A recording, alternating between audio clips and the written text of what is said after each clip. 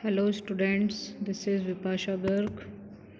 आज लेक्चर है हमारा history of modern Indian art code 401।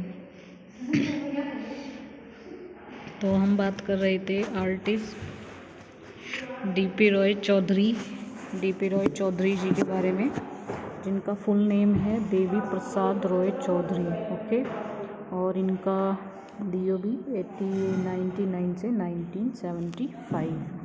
ठीक है, तो 15 जून 1899 था इनका, तेजात रामपुर डिस्ट्रिक्ट, ब्रिटिश इंडिया। डाइट था इनका 15 अक्टूबर 1975, एज 76। स्पोर्ट्स का नाम था इनका डॉली। जाने जाते थे ये ब्रॉन्ज स्कल्पचर्स।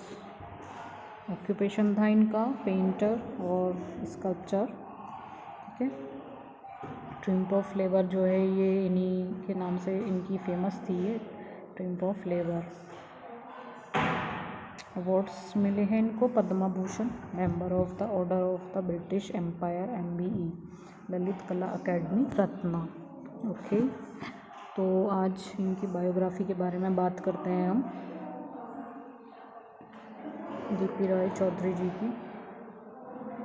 ये इनका इंट्रो था, इसको आप ऐसे पैराग्राफ में कन्वर्ट करके भी कर सकते हो। देवी प्रसाद रॉय चौधरी जी का जो मैंने आपको ये स्टार्टिंग में बताया है, ये आप पैराग्राफ में भी कन्वर्ट कर सकते हो। ठीक है, ये मैंने शॉर्ट में इसलिए लिखवाया है आपको हर उसमें आर्टिस्ट के बारे में, ताकि आपको इजीली याद रहे, आप इजीली ये याद कर सको, क्योंकि ये मोस्ट इम्पोर्टेंट होता है।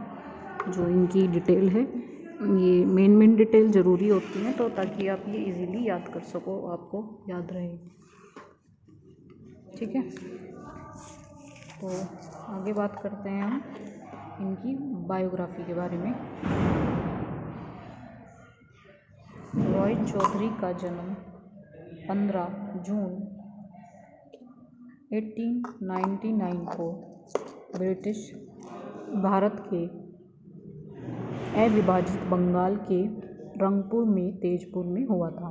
ठीक है, तो जो चौधरी जी हैं उनका जन्म 15 जून 1899 को ब्रिटिश भारत के अविभाजित बंगाल के रंगपुर में तेजपुर में हुआ था, यानी जो अब वर्तमान में जो बांग्लादेश में है। ठीक है, मतलब ब्रैकेट में इसलिए लिखा है कि यानी अब वर्तमान में जो बांग्लादेश में है, और घर से ही अपनी शैक्षणिक पढ़ाई की, मतलब घर से ही इन्होंने अपनी शैक्षणिक पढ़ाई की थी। उन्होंने बंगाली चित्रकार अवनींद्रनाथ टैगोर से पेंटिंग सीखी, और उनके पहले के चित्रों ने उनके शिक्षक के प्रभाव को दिखाया। मतलब जो रॉय चौधरी जी थे, उन्होंने घर से ही अपनी शैक्षणिक पढ़ाई शुरू की थी, एडमिशन नहीं लिया था।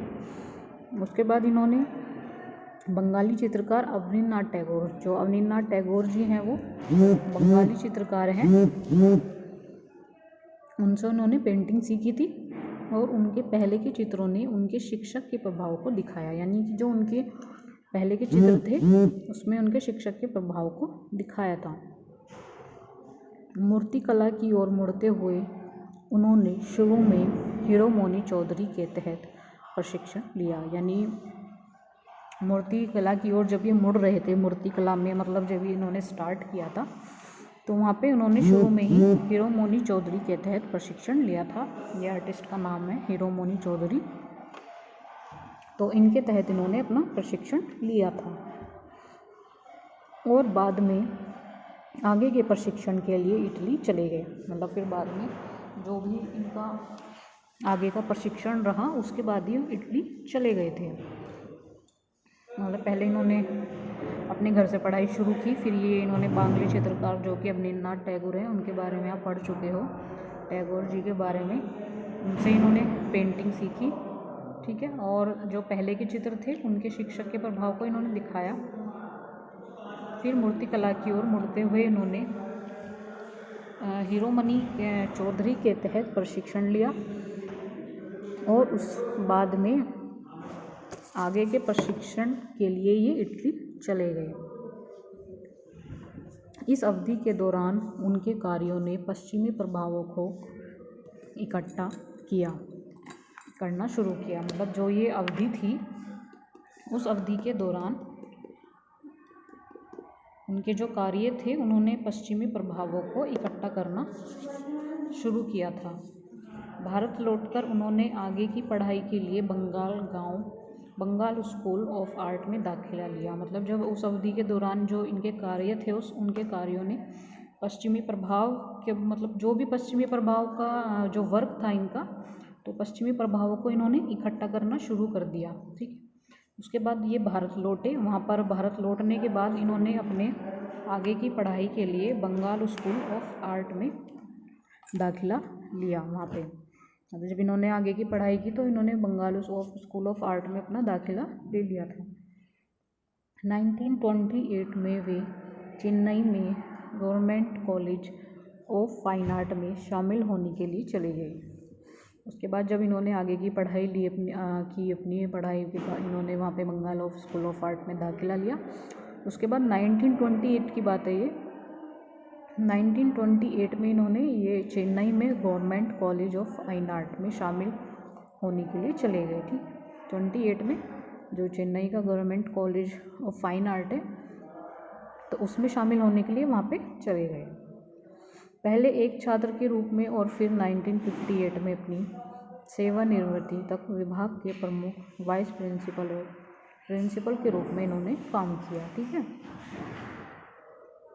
तो जब 1928 में चेन्नई में गए, वहाँ पे government college of fine art में शामिल हुए, तो वहाँ पे इन्होंने पहले एक छात्र के रूप में काम किया, एक छात्र के रूप में रही है।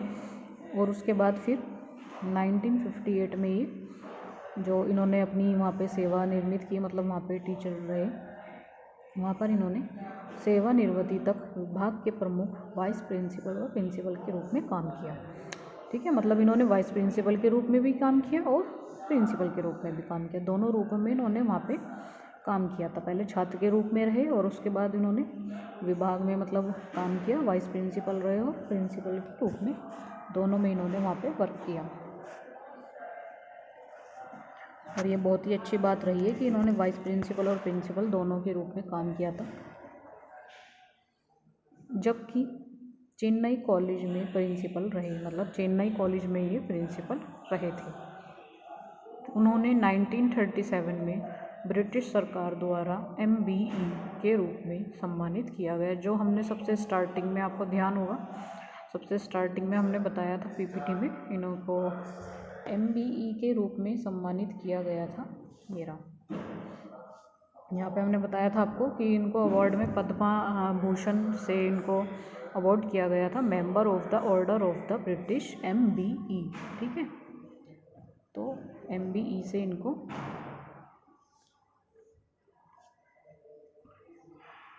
MBE के रूप में इनको सम्मानित किया गया था। जो आगे स्टार्टिंग में अवार्ड में है वो 3 है अलग अलग।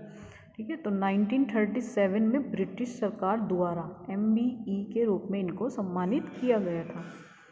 जब 1954 में ललित कला अकादमी की स्थापना हुई तो उन्हें संस्थापक अध्यक्ष के रूप में नियुक्त किया गया। तो उसके बाद फिर 1954 में ललित कला अकादमी की स्थापना हुई वहाँ पे, तो उसके बाद इनको अध्यक्ष के रूप में नियुक्त किया गया। ठीक है, ललित कला अकादमी में उन्होंने 1955 में टोक्यो में आयोजित यूनेस्को आर्ट सेमिनार के अध्यक्ष के रूप में भी काम किया। ठीक है, तो 1955 में इन्होंने टोक्यो में आयोजित हुआ था यूनेस्को आर्ट सेमिनार। ठीक है, तो इसमें भी इन्होंने अध्यक्ष के रूप में काम किया था, है ना। तो ये अपने आप में ही इन्होंने काफ़ी अच्छे अच्छे काम किए, इनको काफ़ी अच्छे पद मिले हैं। जैसे कि अभी हमने पढ़ाई की, ये प्रिंसिपल भी रहे हैं और वाइस प्रिंसिपल भी रहे हैं। इनको MBA के रूप में सम्मानित भी किया गया, जो अपने आप में एक अच्छा अवार्ड है।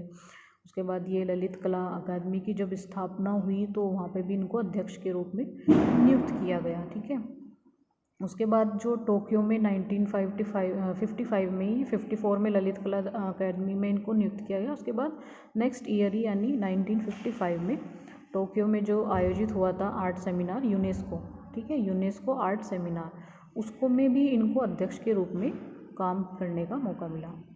और 1956 के निखिल भारत भगिया साहित्य सम्मेलन में चेन्नई में मंचन किया, है ना। उसके बाद नेक्स्ट ईयर ही 55 के बाद नेक्स्ट ईयर ही 56 के जो निखिल भारतीय बंगिया है साहित्य सम्मेलन था, उसमें चेन्नई में भी इनको मंचन किया गया। ठीक, आज की वीडियो में इतना ही है, फिर आगे नेक्स्ट वीडियो में डिस्कस करेंगे।